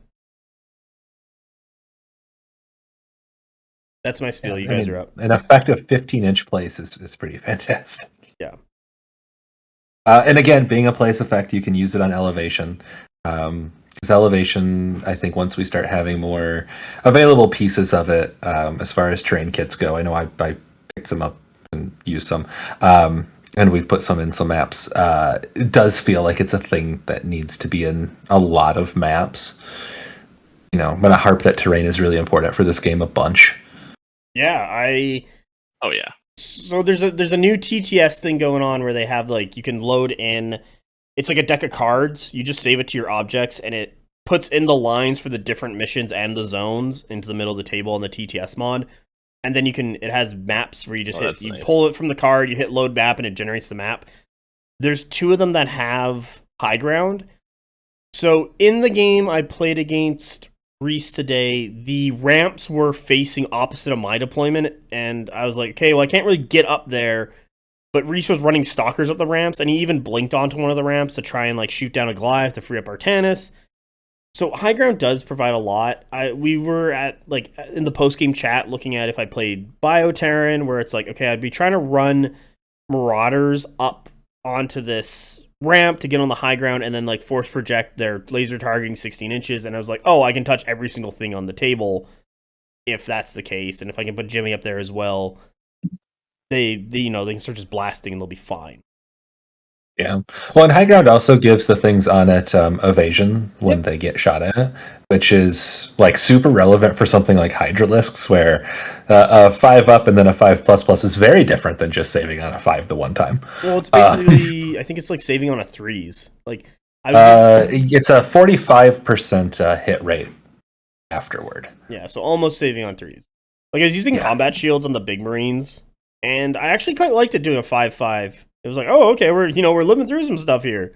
Get a medic heal going on. Like, oh, this is nice. So did you like having to trigger the combat shield and movement? Like that's the part of combat shield that irks me. Like, oh, by the way, I trigger combat shield. It's like, cool, I'm not gonna charge that anymore. Yeah, no, it's just like you either have to force it because like you're on a zone and your opponent's already committing resources towards that zone, or you're already in melee and you're just like combat shield, stem, medic heal. Okay, next phase. Like, it's like, why do you need to spend a card to get the freaking shield in front of your body? Well, I mean, it's like the speed buff on roaches, which is one of the worst buffs you can buy in the game, as far as I'm concerned. Now I'm going to the roaches to look at the speed buff. It's in the movement phase. It's unit gains buff speed 1 or buff speed 2 if it's on creep, and it is 20 points, and you have to spend 1 to activate it. It's not passive. Yeah, it's gross. It's the same thing with the combat shields. Like, why isn't this not passive? It's gross. Why is this not passive? This is gross. Yeah, there's other abilities that are just passives. It's not passive. So the roach one is one of the most powerful charge buffs in the game. I mean, get 2, yeah. I mean, it's if you're using it for charge. That's a lot of reaching out to. It's a lot of reaching out to touch something. I haven't felt like I've needed extra charge than what I can just generate with my creep and with Kerrigan's Swarm. You mean with your Overlord and your Observer combo going on over there? Yeah, and my Overseer. Like, I haven't felt like I've needed it on anything. Yeah, I agree. Like, I don't think it's, but I don't think it's that bad of a buff because it is a powerful movement buff. Like, I've used Kerrigan's Swarm Wild Mutation for that extra distance a lot of times. Yeah, I use that one all the time. And I use the leap ability on her Swarm Raptors. Oh yeah, of course. Fairly frequently as well. So they can shoot halfway across the table for whatever reason they want, which is also an active ability. But I'm not paying extra for that. Like, it's built in. And part of what I want roaches for is to be relatively cheap. Yeah, that's ultimately the problem. It is reasonable to pay for Reconstitution instead of Burrow Ambush, especially on the Corpsers, but because then turn 2 they're like still going to get to where they want to go. But the biggest problem is that Burrow Ambush is so strong. Like, Burrow Ambush was so good. Burrow Ambush is so good, and you don't want to spend 20 points on both. Like, if you Burrow Ambush, you're probably going to get close enough to not have to care anymore, and then. I don't even want to spend the 10 points on Bile most of the time to give them Surge. And, like, I know that's a good one. It's like, but I want my roaches to be cheap, and I'm paying 190 to be able to ambush them. Yeah, I'm definitely, like, in this list that we've been, like, kind of talking about, I guess I'll go over it quick. It's Kerrigan Swarm, Roach with Burrow Ambush, Vile with Burrow Ambush and Bile, Corpser with Burrow Ambush, Queen with both upgrades, Hydras with Carapace and Lurking, and then 2 big Hydras with Carapace and Lurking, and then 2 min Hydras with only spines. No spines on your big Hydras, huh? Only spines. So here's part of the reason. This is an anti-Terran list. Okay. I don't love it that much into Protoss. I want to play something else into Protoss. And because of that, I'm gonna get flared. So I think Spines isn't very good on the big unit because it's going to get flared all the time, and you can't remove. So the long range part just goes away to flare, even if you have a Queen in range. Yes. Because the Restoration only removes the debuff, which is only the token that gives you the -4 to the range, not the part of flare that takes away long range. Ooh, fancy. So this list specifically doesn't take long range because I'm planning on getting flared. Yes. Although I would almost take it anyway just to force them to flare, and if they don't, then they're getting blasted with Hydras. It also lets you shoot on 1 a little bit more. Yeah, I rely on Lunge a lot for that. Like, if they don't shoot me, I'm probably going to win anyway. This is definitely true. And I mean, I guess you can throw the roaches out in front and be like, all right, shoot my roaches, and then lunge off of that. Yeah, he does that. Yeah, that's the core game plan. Yeah. he puts it so it's like, do you want to shoot this one roach? And it's like, not particularly, but I am going to do it. And then it's like, okay, then I'll just score. It's like, you can shoot my roach, or I can score, or I can control, yeah. So I also really prefer Burrow Ambush on the Max Hydras, just so I can put them in front of the Queen on turn 1. If you don't have to worry about jamming yourself up as badly as I have this unfortunate tendency to do, you probably don't need it. For me, it's just like, I don't have to think anymore, so this is what we're doing. Yeah. I mean, there are definitely some tight points that can be a little bit annoying, but Oh yeah. But no, like I'd if it came down to me really needing to drop like burrow ambush off them for the 40 points, because 40 points is expensive, like I'd do it and just play better. But also if I don't have to play better and I've got that freedom, I'm gonna take it. see, and that's I want the grouped spines on the other two Hydras because they enable me to threaten a yeah. lot of things. Oh yeah, absolutely. And The people don't want to 16-inch flare threat them. is Like, huge. you don't want to flare a 2-man Hydra. No, not if the 4-man is sitting there. Yeah, Four-man's a juicier target for sure. I mean, even I don't know if somebody flares my 2-man Hydra, they'll just like sprint behind a wall. In the assault phase, and I'll be like, cool. I'll just back up. I'll just back up, and you know, I try to move them later, but they're still big, right? They still cover 8 inches, from tip to tip, and so they can still tag 2 zones pretty regularly, and they're 2 supply. And if you bump them up to 3 with Queen, like they're a huge problem. Because if they're touching 2 zones, they're effectively 6 supply in this case for a little 140, 160 point unit with spines. Yes, they're actually quite cheap for the 2-man. Like the 2-man Hydra is super good. It is very good. Like it's squishy. 140. Oh my god. What do you guys? You guys are steal. You guys are like you're at like Costco or something, just getting steals on deals here. I would buy Hydras at Costco. I would too. I guess Archon get on that. But yeah, like you look at it, and if you look at them compared to Marines, right? They're double the supply. They're elite supply. They're 60% of the wounds, and they're 20 points cheaper. And their actual like unit damage output is lower. It just blows shit up. Because Marines are gonna drop like both of them are gonna do, you know, like about 8 damage, I guess. But the Marines have 4 more wounds, and yeah, but if you got a Queen nearby, then it gets into list versus list, and then all the different upgrades. Like right, yeah, there's always whiteboarding, but like if you look at the core math of the units, like the fact that you're paying like the 2 supply is a blessing and a curse, and it always is. It's always a blessing and a curse. Like people talk about with zealots all the time, like and of zealots. The 2 supply is great because I want to jam them on zones and take zones from people. But it does mean that I can't like run 9 units of zealots, which I would absolutely do, and it would be great. Zealot spam people. Get them.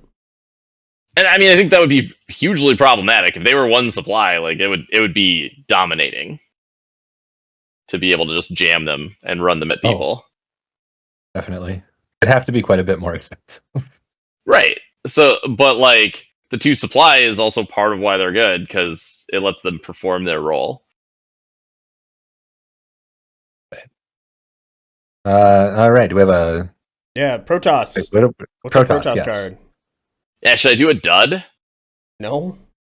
Okay, so Twilight Council is excellent. I mean, plus 4 inches of range is just always insane. It gives you an elite slot, which you really want. It gives you a support slot, which you don't really want, but it's fine.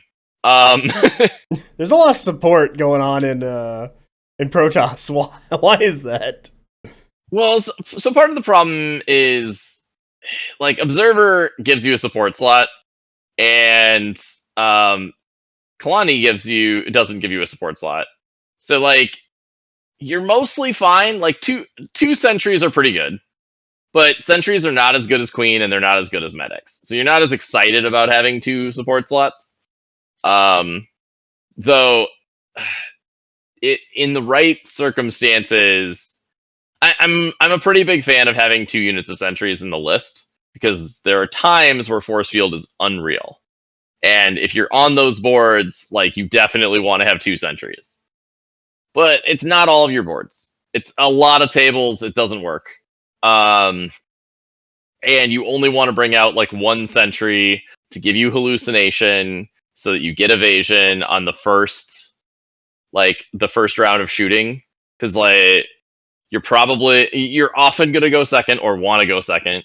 So you'll go up against, say, a bunch of Hydras, and you'll be like, all right, you shoot me, and then you give yourself evasion against one of those shots, and then you charge into another unit, into a different unit of Hydras, and then now you're engaged.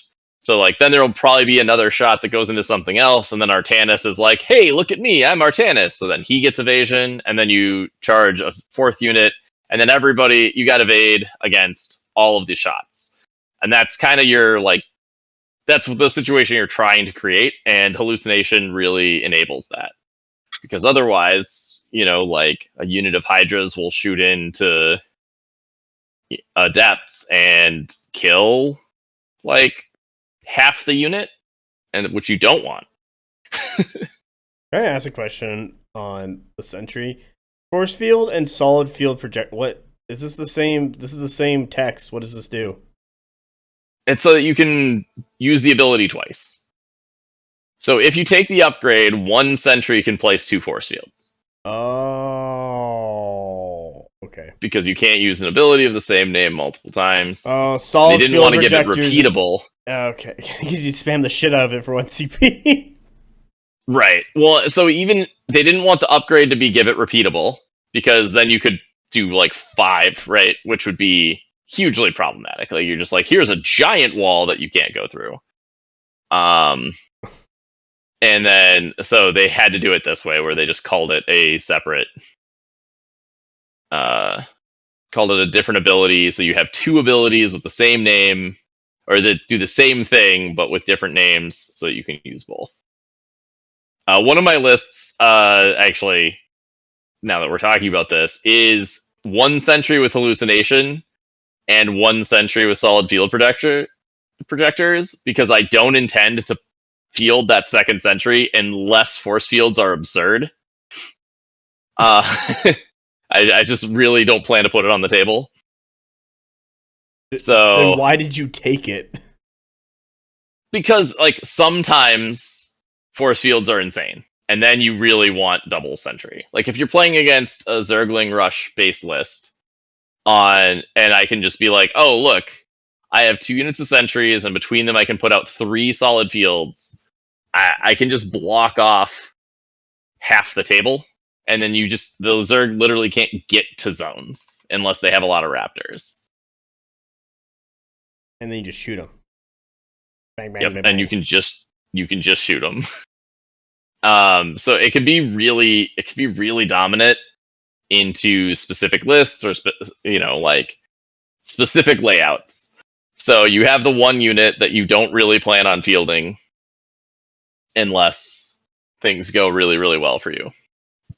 So that's usually where you get your 2 support slots in Protoss, because you're probably bringing Observer, and you're almost always bringing Twilight Council. It's hard not to take it. Even if the plus 4 inches of range isn't good, the heal 2 on a place effect is actually still good. I had Adepts receive the +4 range and started shooting at me. I was like, what the? Yep. I was like, oh, okay, he can hit me now. Interesting. Oh, in theory, does having like faction-wide access to +4 inches of range just mean that Protoss units have to be designed with short native ranges? It's only 1. It's only 1 I mean, adepts unit. are 8. Stalkers are 12. Stalkers are Stalkers 12. Yeah. Stalkers are 12. I assume they're not probably going to get something longer than that. Are they probably not going to get long range then? Although it wouldn't stack with long range, right? Because long range tells you the range it's good out to. Yeah, and then long range gives you another 4. Yeah, buff The range long is range still gives fun. whatever they want. So, like, if it's long range 16 inches, then it doesn't matter if you're like that wouldn't go to 20 with Twilight Council. I believe that is true. Yeah, I'd have to double check the rules. Let me look. Range. Yeah, maybe Protoss will never gain long range because they have a buff 4 to any 1 unit. But then again, I think that might actually make sense too. Yeah, but it is only 1 unit, so doing like a long scalpel might be just a thing in their back pocket they have. It would be very Protoss-y, to be honest. Yeah, Yeah, so as written, yeah, long range.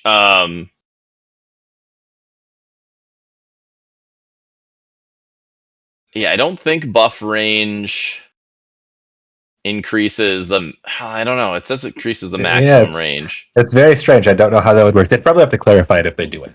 But Yeah. yeah, I mean, I could see them just not doing it and being like, "Oh no, this is your long range ability. You just have it on this 40-point unique card."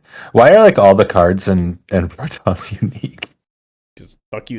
So that's something that you noticed, yeah. Yeah, it's just scrolling through. I was like, "Wait a minute! Like 8 of these 10 cards are unique. What the hell is going on here?"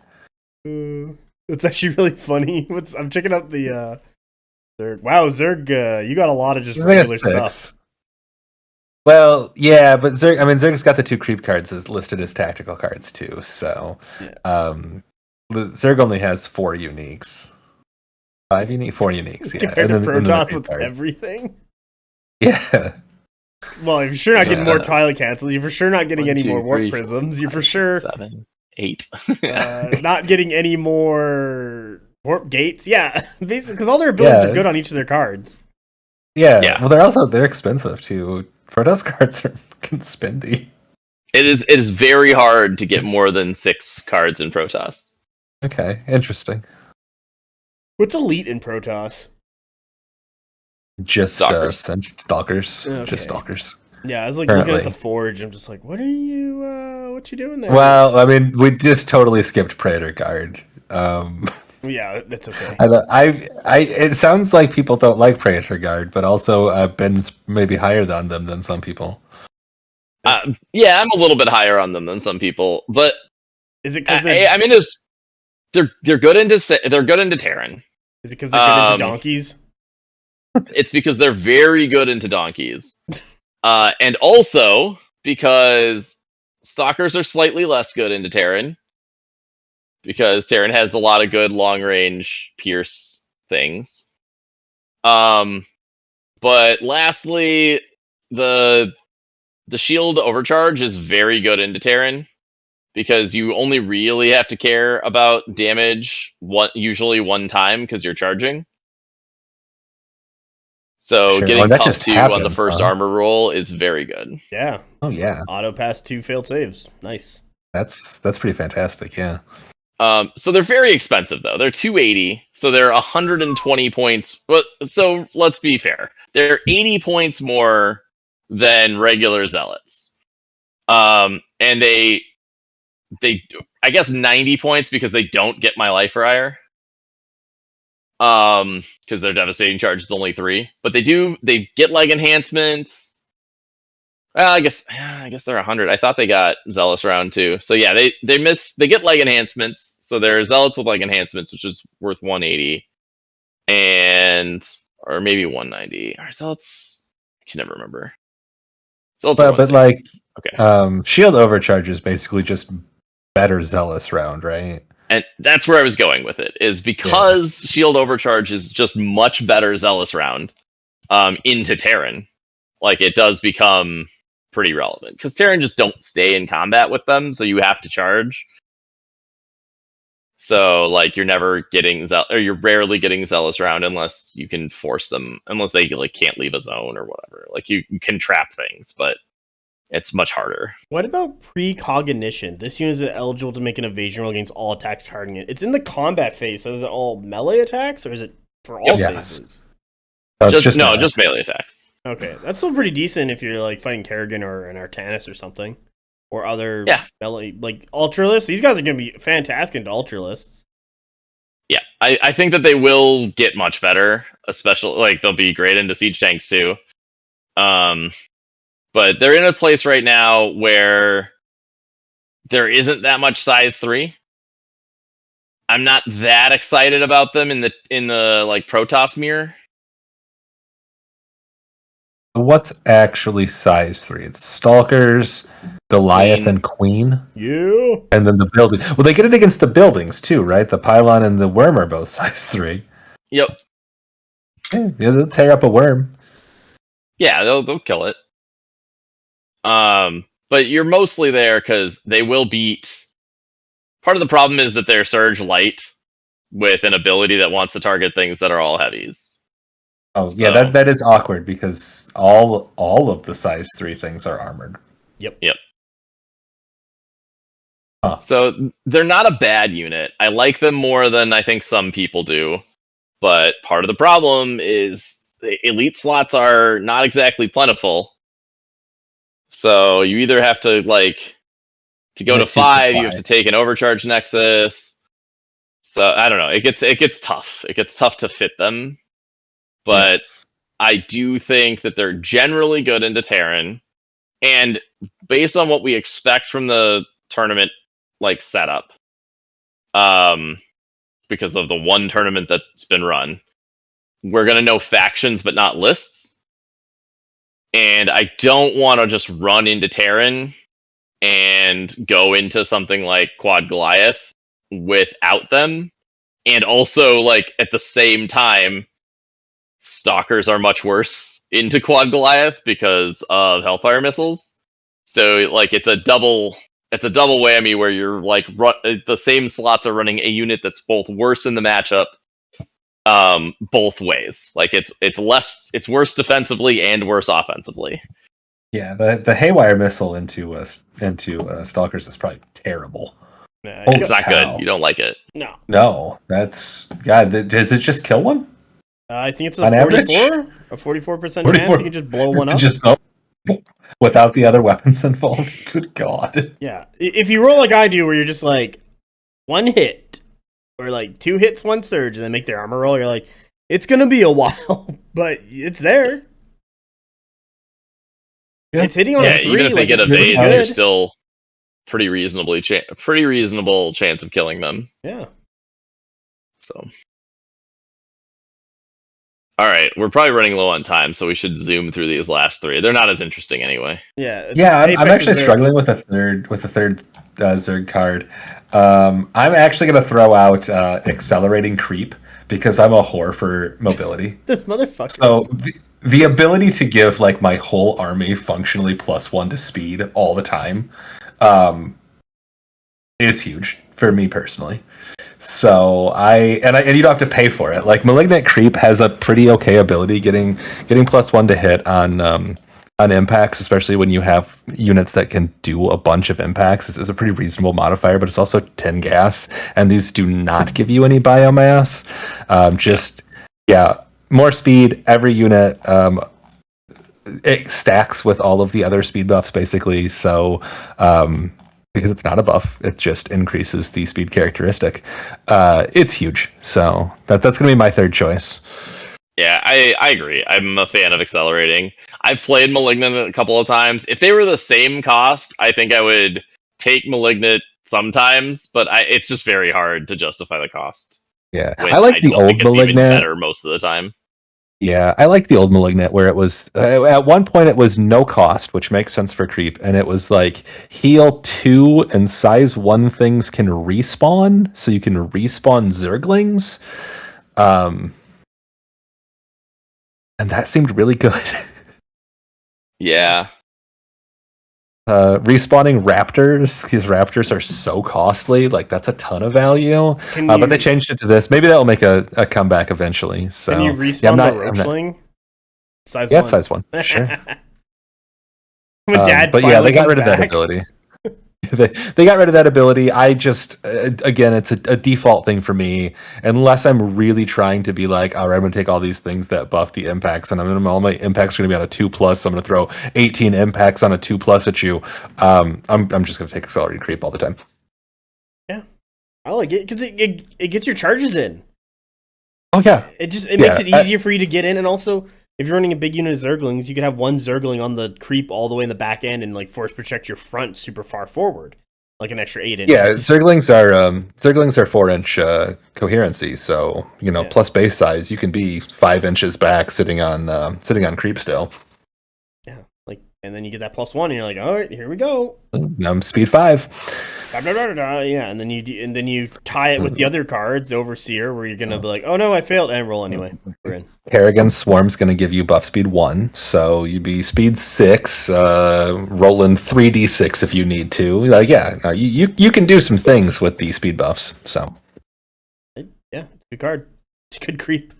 I'm curious what they're going to do with creep in the future, because there's a lot of... I really hope that every subfaction has its own creep, because Malignant Creep is linked to Kerrigan Swarm. You do have to take Kerrigan Swarm for it. It is tagged that way. I don't think you can see that in the builder anywhere, but it is. So... it doesn't show it. So yes, you would have to have the actual card from... and I think it comes with Kerrigan, so that makes it more obvious, but... yeah, it does have the Kerrigan Swarm tag. The builder won't let you take it, but it's not tagged on there. Yes.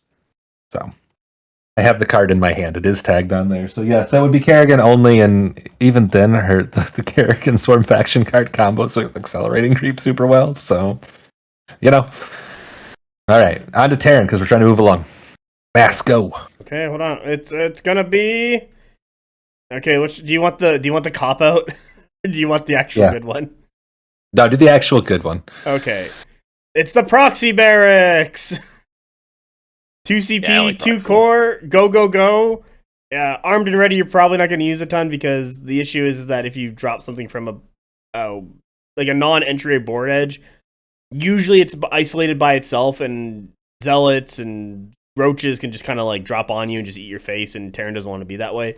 They kind of want to be by their friends and their various bubbles of Rainers and medics. But the 2 CP and the go are the big ones. Go to get your Marines and Marauders or medics or whoever else up the table, basically 12 inches is really nice. And it's in the movement phase, but also like when they're already on the table, if you need to like quickly run over to a certain area or just need that extra movement to get onto another zone or to really displace, it's great for that. The other big thing about proxy barracks is the +2 CPs for flares, getting more flares, or if you want to use the reactivate from Jimmy Ray, that's another great one from proxy barracks, is to just use that one card for his remove the activation marker in the movement phase, and then that unit can just go again. And you can then spend the cop out, what is the barracks itself. It's cheap as shit, it's 1 CP, and has go, what is fantastic, because you can go, or you can start spending these cards for stim packs or heals or whatever you need. Yeah. Oh, so that ability, right? Some of these deployments, that actually seems like it's very relevant, like Typhoon or Proving Ground, where you've got like weird non-enemy edges. Yep. It is your first deployment, so it has to be... oh, does it have to be your first deployment? Oh, yeah, well, so you can't just like activate a couple stuff. It does have to be your first deployment, but turn 2, it might be your only deployment. Yeah. True. Also, it's right? biological. Like you can still activate everything that's on the table and then do it late. Yeah. What is fine? It also has to be a biological, so no donkeys can appear out of this thing. That seems like a really like hard line in Terran. Like abilities are either biologic or mechanical, and there's not a ton where it's just like, use it on whatever. Yeah. That's the Terran way. And also, if you notice, a lot of the abilities are in the movement phase. Yes. There's very little assault. There's very little reactions. Tech Lab has the assault 1. The assault 1 on the assault, the evasion 1 on the assault phase was good for Marauders. We've previously spoken about. Then we got the vehicle stuff with Armory. Engineering Bay has an any phase for the tough one on the troops and the crit one. But like Jimmy, why would you take an Engineering Bay while Jimmy can just hand out crit 1 in a bubble around him?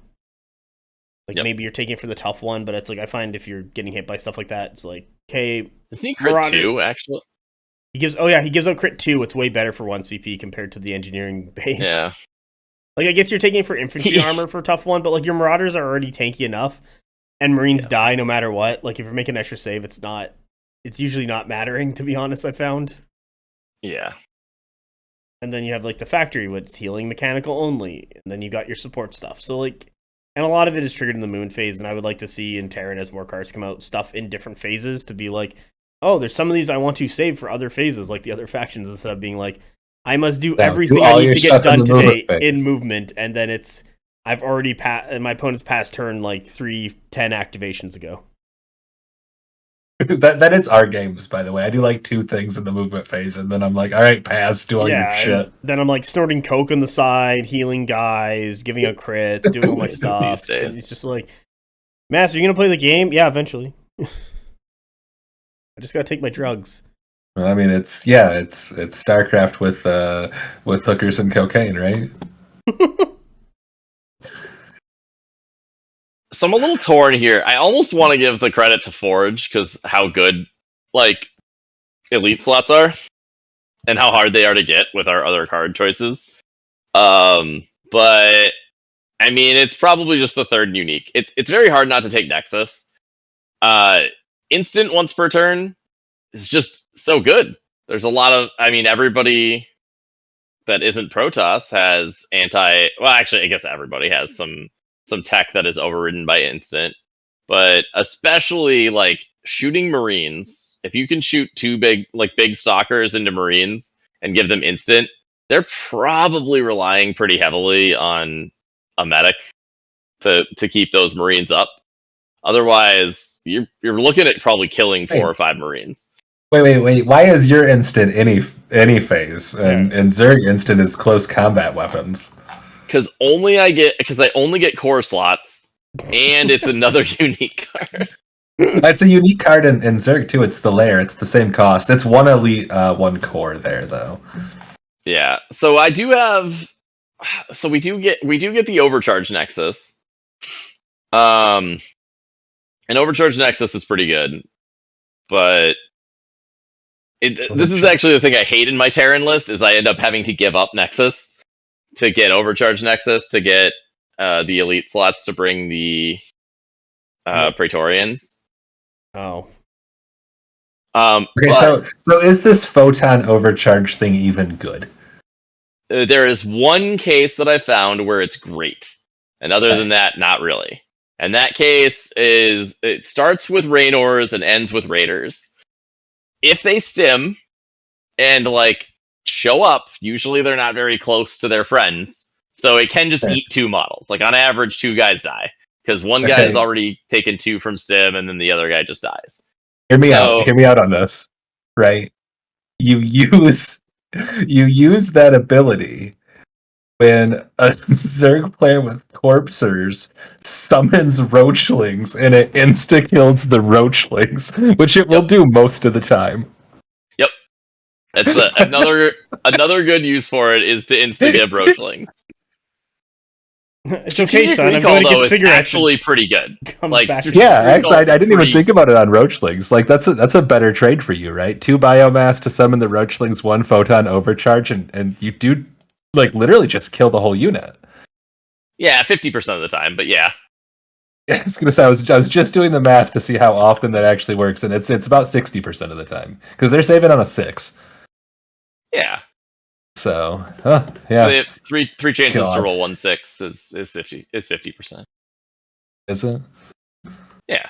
If you roll 3 dice, yeah, it should be pretty close to 50%. It should be 50%. I came up with 59, but who knows? Yeah. That's either way. It's still high enough that it is deeply concerning. Like, God, did I just waste this ability?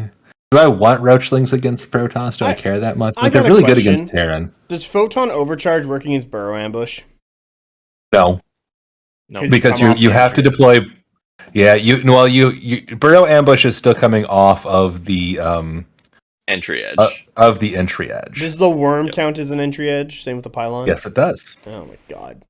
The worm does. I don't know about pylon. Is pylon an entry edge? I think so. Actually, I think it is now. Or they just like warped in around or something. No, pylon is not. Yeah. Once per round, the controller deploys a ground for reserve, using it base as an entry edge. Yeah, no, you do. Oh yeah, so it should be. Yeah, the base of this counts as an entry edge. You just do the same walk that the worm does. Yeah. Yeah. They worded them weirdly differently, and I'm not sure why. I think because before they had it so that it was like a place effect around the pylon, and then they didn't do that. It's now a walk. Yeah, it used to be a place within 4. I'm pretty sure. Which they changed it because you used to be, if somebody was close to the pylon, you could just place into combat. Yes. and I don't think they wanted that. They The also worm also doesn't end your activation, which is interesting. Like the worm is slightly better, but it doesn't have the sweet ability to reduce your costs, which the pylon is really, really good for. There's the pylon. For sure, Yeah, the ingenuity that's thing. the biggest power out of the pylon. I will be interested to see like what the other faction cards show up as, because it's right now it's very hard to fit a power field. And I'm going to talk about how bad dodge is for just like a couple seconds. Dodge is bad. Like generally you want a card to prevent 2 damage. Like that's if you're preventing 2 damage, you're happy. So Guardian Shell only works on 2 damage or greater attacks that you have a 4-up save against to achieve that goal. That's pretty rough. And it uses your reaction. Yeah, that's weird. Yeah. Because all it does is take dice, and it also doesn't work. This is the thing that's really annoying. It's before you make an armor roll. So if you don't make an armor roll because everything surged through, you can't dodge because it skips the step. That's interesting. I didn't even think about that. Number of dice moved from the armor pool to the damage pool by surge. So you get to make interesting. Yeah. God. Yeah, because your trigger is making an armor roll, and since you can't do that, correct. Yeah. So like dodge inherently would work. If you like were to say shoot 2 hydras, or let's say you're down to 1 hydra, right? You shoot it, and you roll. It surges everything because it usually will, right? So like you won't be able to use Guardian Shell against it.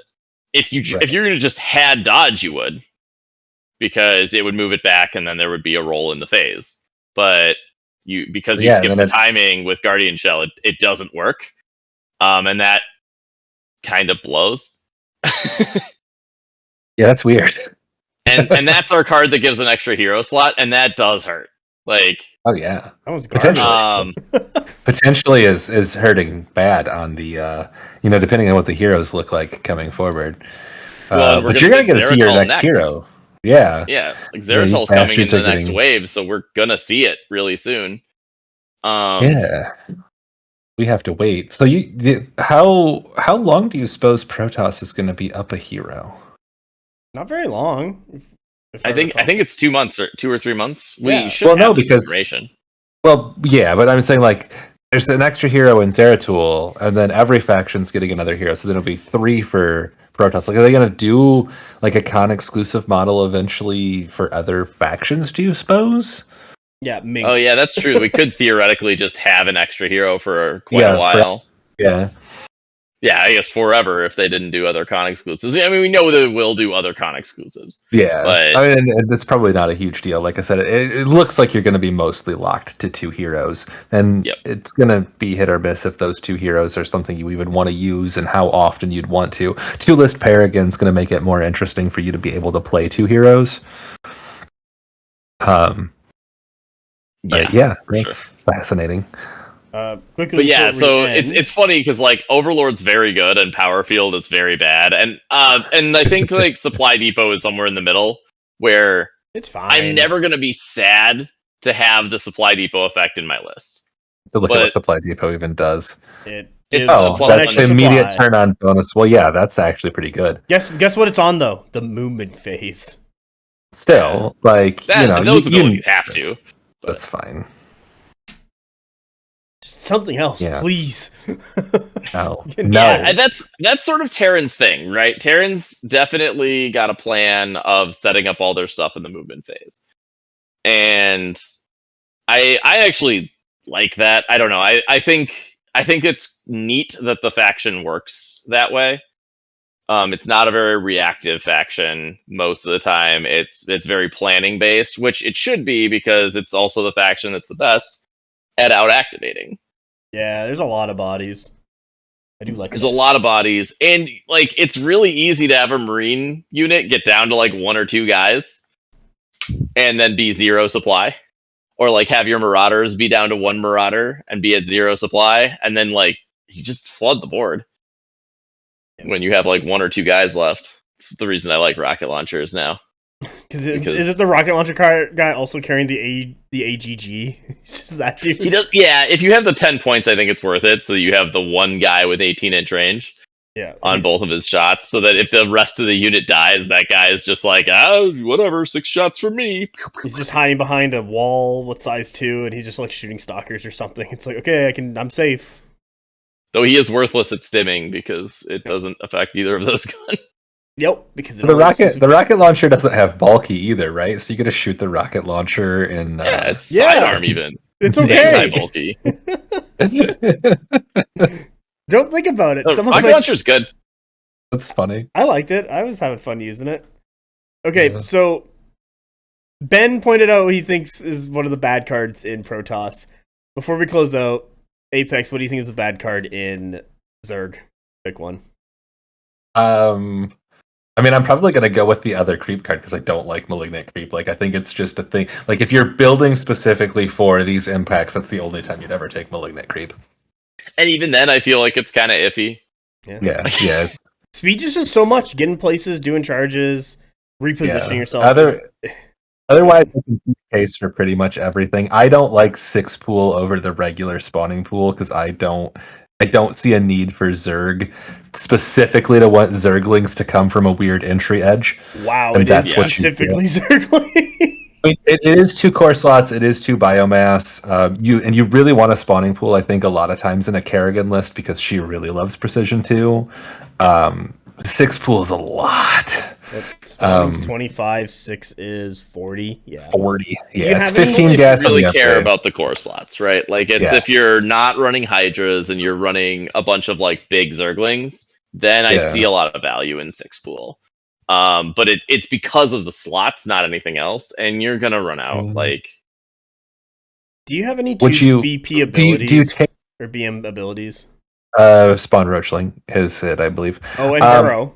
Burrow's a 2, if I recall. Yeah, Burrow is a 2. Yeah. I mean, I guess the question is, do you just take Burrow ambush and pay the points for it and just never worry about the timing push from 6 pool? So the thing I like about 6 pool, if I'm remembering it correctly, which I'll double check to make sure I'm not dumb, but it doesn't end your activation. It does not. Yes, that is the advantage. So you can come on and you can burrow, and I think that is significant for Zerglings. Yeah. Being able to come on from a hidden zone and burrow is significant. Yeah, being able to do it with hatchery. Although in that case, you could also make the case where you're not going to play Kerrigan Swarm and you're going to play the Zerg Swarm generic card, which lets you burrow the burrow ambushed unit. Okay. You have ways to accomplish that if you really want to. Yeah, that's true. For Terran, I still like Kerrigan Swarm, but yeah, no, there's certainly value there.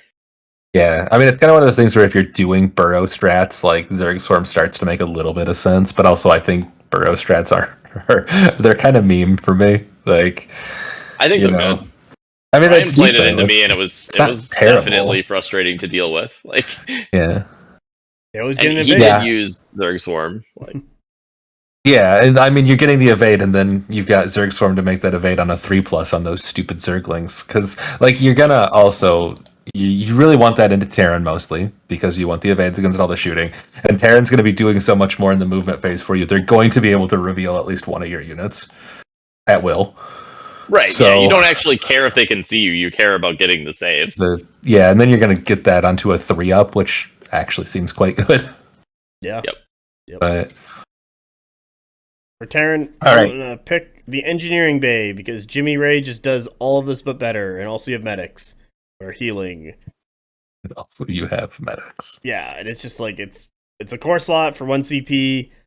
Crit 1 is way worse than crit 2. Jimmy's usually in a good spot to hand it out. You're bubbling, so you're not like spread out enough to really go like, oh, I need this here and here. It's fine around Jimmy right now. It might change as other things come out, like Reapers if they want to be over by themselves. And also, I find like infantry armor isn't huge. Like the Marauders are tanky enough, especially if you take the veterans on them with the medic heal. And if you're someone's trying to use instant to prevent you from using reactions, infantry armor is a reaction, so you wouldn't be able to use it anyway. So yeah, that's kind of my thing. Oh yeah, you can't double it up either. You can't infantry armor and life support, can you? Nope. Yep. So there's that as It's well. double reactions. Yeah.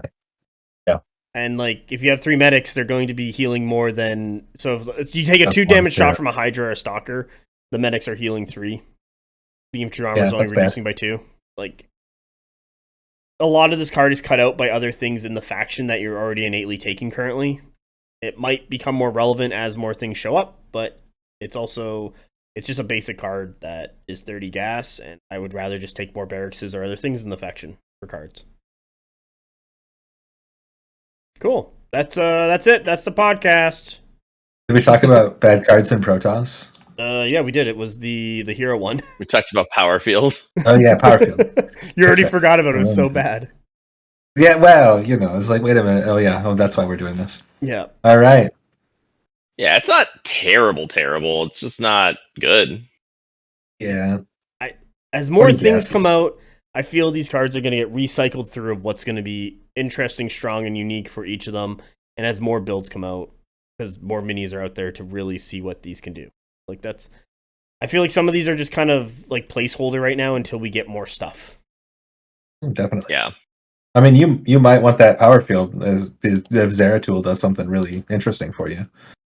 Yeah, I mean, I think it's likely I will, to be honest. I just, don't have to take it right now, which is thankful. Well, you can also take Zeratul instead of Artanis in Artanis' faction. Yep. He's getting warped in with the pylon. Like Artanis that is why I'm actually a little curious to see if they put the hero tags on the other ones. But Artanis would still be able to join into whatever like Zeratul's faction card is, so it would still be weird.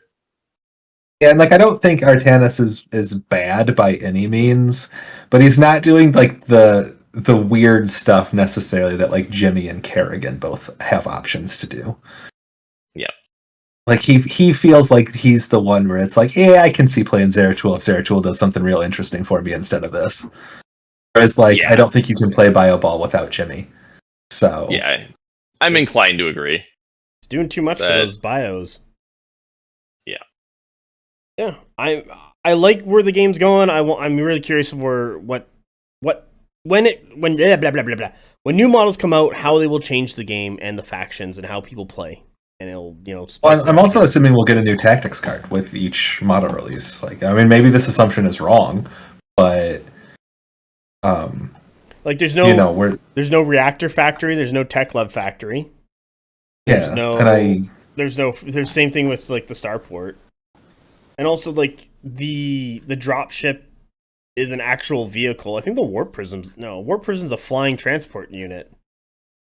So a flying transport unit is just a card, so they can do stuff like that. Like I don't know, maybe Science Vessel will be a card, maybe Medevac will be a card. There's a bunch of stuff like that. Well, and the next wave is, I'm assuming, all elites, and so getting another elite, probably two slot elite card in each faction seems like super relevant. I don't think in my current Jimmy Ray list I have any of these. Raiders.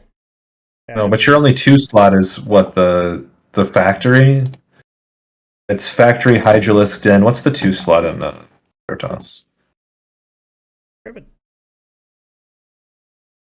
What? Protoss doesn't have one. We don't have a 2 slot elite. Yeah, Protoss doesn't have a 2 slot elite, so it's possible that that's your first 2 slot elite coming in too. Yeah, that's maybe not unique. So even if it's unique, I'll take it. Like a 2 slot elite would really be helpful for the list. I'm curious what more support looks like. Yeah, and also like getting more cards into Protoss that are not just locked into unique or have different slottings will probably help them a lot anyway.